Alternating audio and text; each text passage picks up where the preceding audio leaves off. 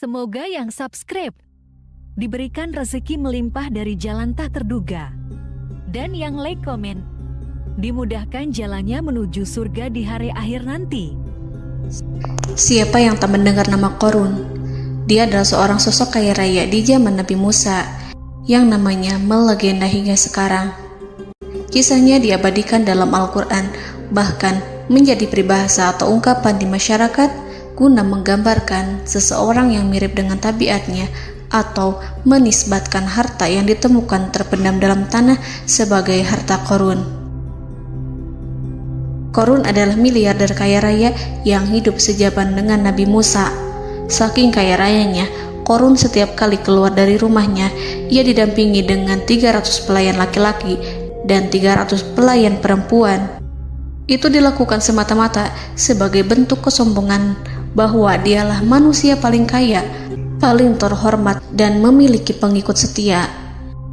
Orang-orang tentu saja akan penasaran seberapa banyak harta kekayaan Qorun jika pengawal dan pembawa kunci gudang kekayaannya sebanyak itu.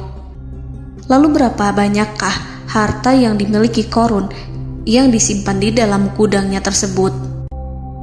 Sebelum saya melanjutkan, dimohon untuk menonton video ini sampai selesai supaya tidak ada kesalahpahaman dalam memahami isi cerita, serta mohon bantu channel ini semakin berkembang dengan cara tekan subscribe dan silakan tinggalkan like serta komen positifnya. Semoga dukungan pemirsa Risalah Kehidupan bernilai pahala dan menjadi wasilah dimudahkannya segala urusan pemirsa sekalian. Pemirsa Risalah Kehidupan, di zaman sekarang, banyak orang yang mengistilahkan rezeki yang tak terduga dengan istilah harta Qorun. Lalu, dari manakah sumber harta kekayaan Qorun yang sangat luar biasa itu? Serta di manakah Qorun dan hartanya ditenggelamkan? Siapakah Qorun dan bagaimana kisahnya dengan Nabi Musa? Qorun merupakan kaum Nabi Musa alaihi salam. Disebutkan oleh Ibnu Jurayj, nama lengkap Qorun adalah Qorun ibnu Yashar, ibnu Qahis, ibnu Lawi, ibnu Yakub. Ia merupakan putra paman atau sepupu Nabi Musa alaihi salam. Pasalnya, Nabi Musa alaihi salam sendiri adalah putra Imran, sedangkan Imran adalah putra Qahis. Dengan kata lain, Qorun masih satu kakek dengan Nabi Musa alaihi salam, yakni kakek Qahis. Ia adalah umat Nabi Musa yang taat. Tidak hanya memiliki banyak harta, Qorun juga termasuk orang yang cerdas dan berilmu. Ia menguasai ilmu duniawi dan ilmu ukhrawi, dan tercatat bahwa Qorun adalah ahli di bidang kimia. Dirinya tercatat sebagai ahli kitab Taurat setelah Nabi Musa.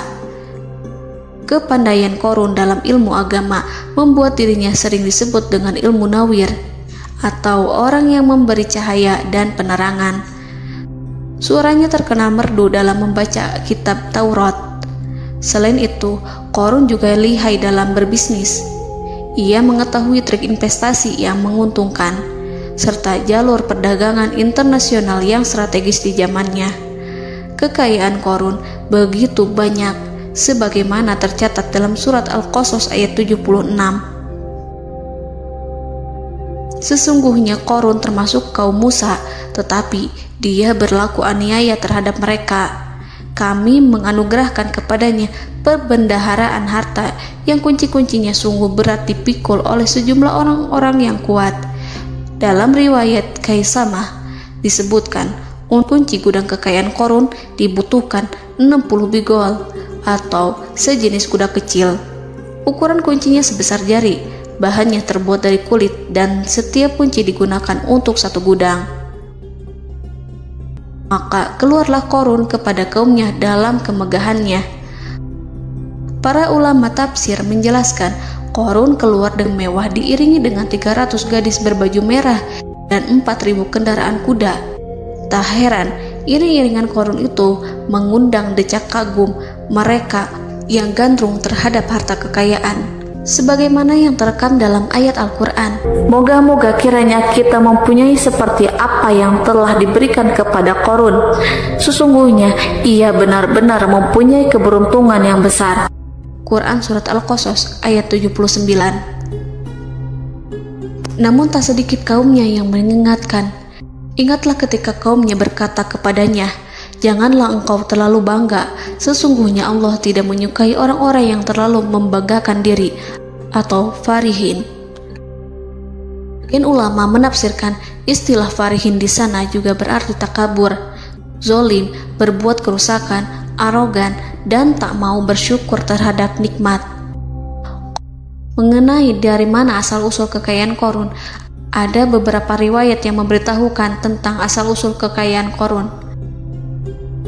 Sumber pertama menyebutkan bahwa jauh sebelum memiliki kekayaan, Qorun hanyalah seorang lelaki miskin yang tidak mampu menafkahi keluarganya. Anaknya sangat banyak. Lalu suatu ketika Qorun datang kepada Nabi Musa.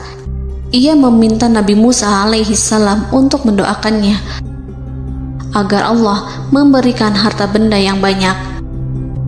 Qorun juga meminta Nabi Musa mengajarinya ilmu kimia dan ilmu-ilmu kehidupan lainnya.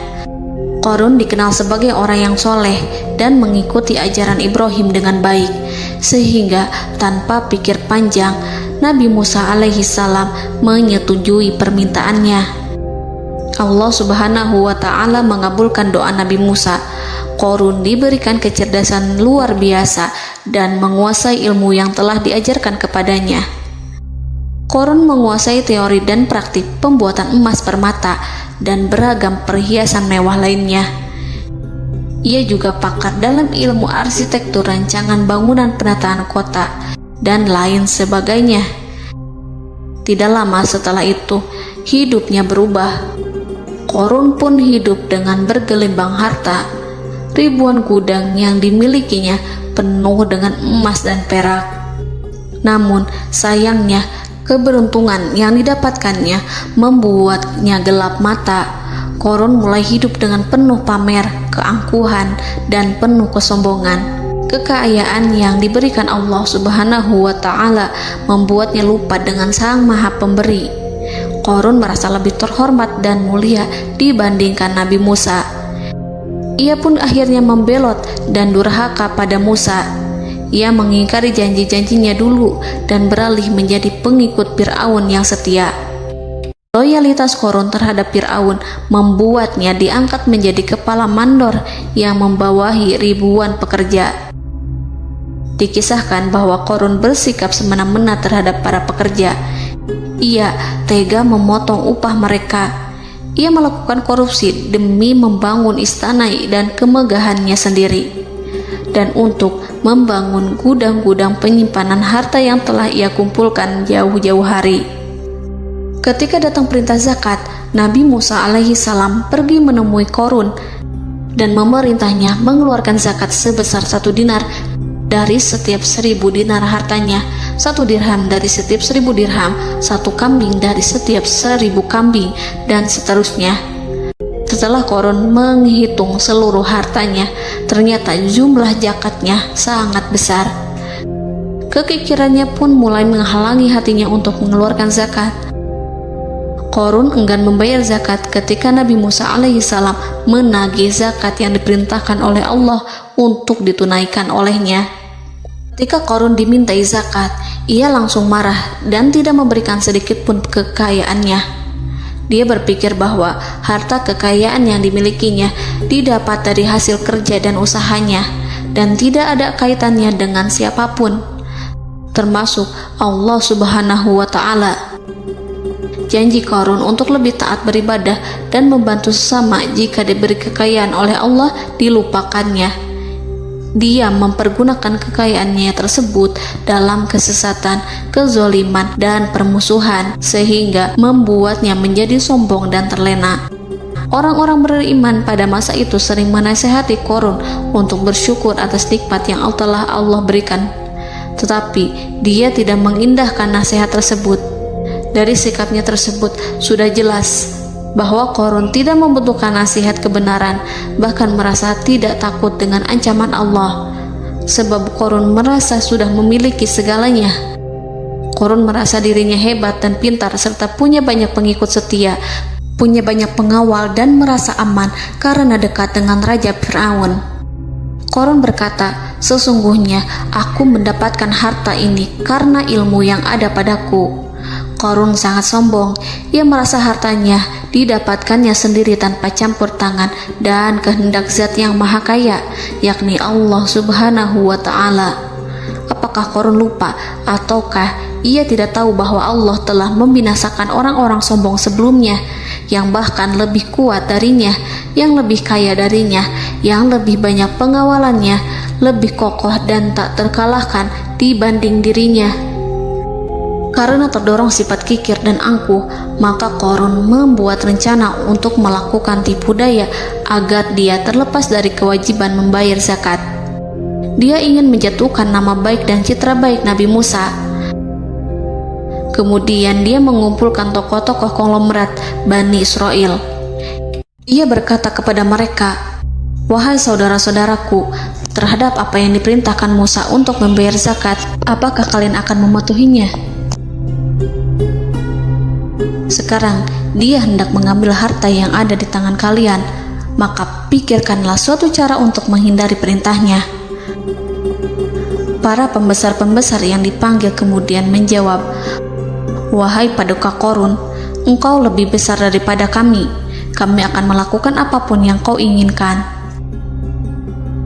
Korun berkata, "Datangkanlah kepadaku wanita cantik. Aku akan memberinya hadiah besar jika ia berhasil menggoda dan memfitnah Musa." Ketika wanita cantik yang diinginkannya datang, Korun memberikan kepadanya uang muka sebagai jaminan. Ia akan membayarkan seluruh yang dijanjikannya ketika berhasil menjalankan misinya. Bukan hanya itu, Korun pun berjanji akan menjadikan wanita ini sebagai istrinya. Keesokan harinya, Korun mengumpulkan Bani Israel. Setelah itu, Korun menghadap kepada Nabi Musa seraya berkata, "Orang-orang menanti kedatangan Anda, sampaikanlah saran dan nasihat kepada mereka." Nabi Musa kemudian keluar dari rumahnya. Ia mulai menyampaikan nasihat pada umatnya. Di antara nasihatnya, beliau berkata, "Barang siapa yang mencuri, aku akan memotong tangannya. Barang siapa yang memfitnah, aku akan mencambuknya sebanyak 70 kali. Barang siapa yang tidak mempunyai istri dan dia berbuat zina, maka aku akan mencambuknya sebanyak 70 kali. Adapun barang siapa yang memiliki istri dan ia berbuat zina, aku akan rajam dia sampai mati." Korun kemudian berkata, "Apakah ini juga berlaku untuk Anda jika Anda sendiri yang berbuat zina? Apakah Anda akan menerima hukumannya?" Kemudian Nabi Musa menjawab, "Ya, meskipun saya sendiri yang melakukannya." Maka kemudian Korun memanggil wanita yang telah dibayarnya. Wanita itu berdiri di depan Nabi Musa dan Bani Israel yang telah berkumpul, mengaku sedang hamil karena berhubungan badan dengan Nabi Musa. Marahlah Nabi Musa atas fitnah kejam yang diarahkan kepadanya.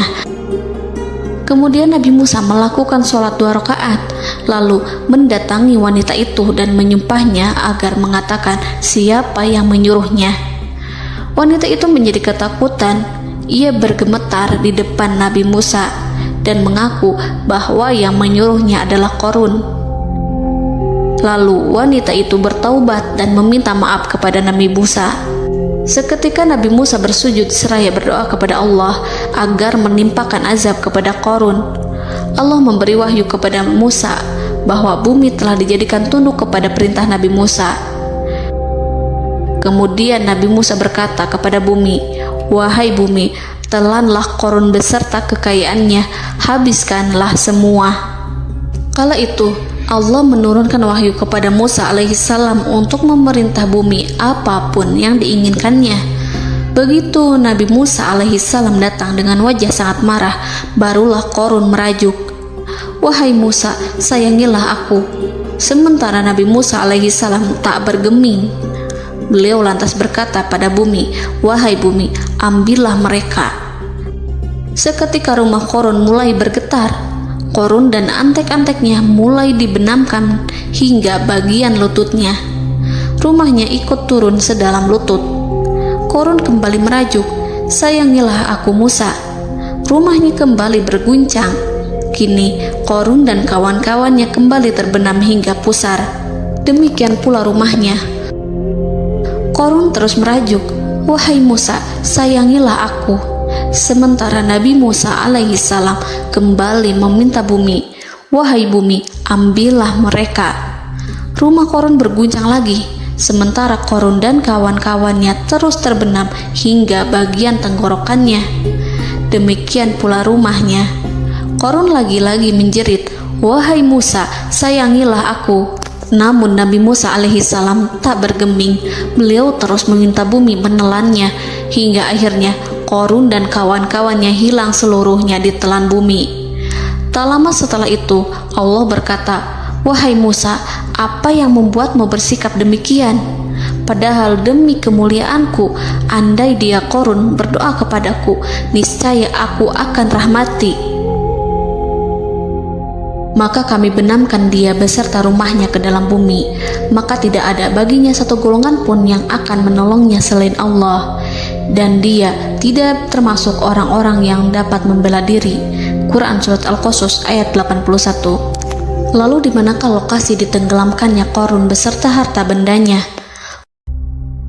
Konon berdasarkan kepercayaan beberapa masyarakat setempat, Korun ditenggelamkan di sekitar sungai atau danau Moris yang terkenal di kota Payom, negara Mesir.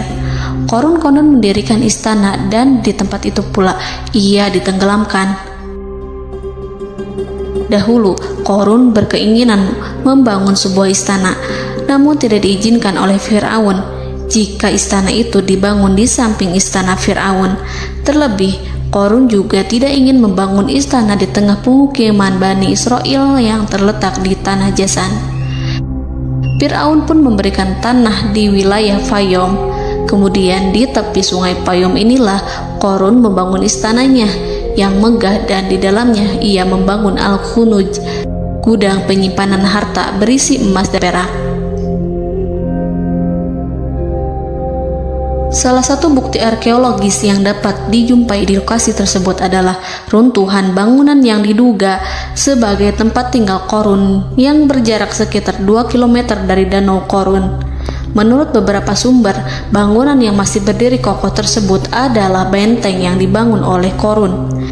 Namun ada juga yang mengatakan bahwa bangunan tersebut adalah tempat tinggalnya.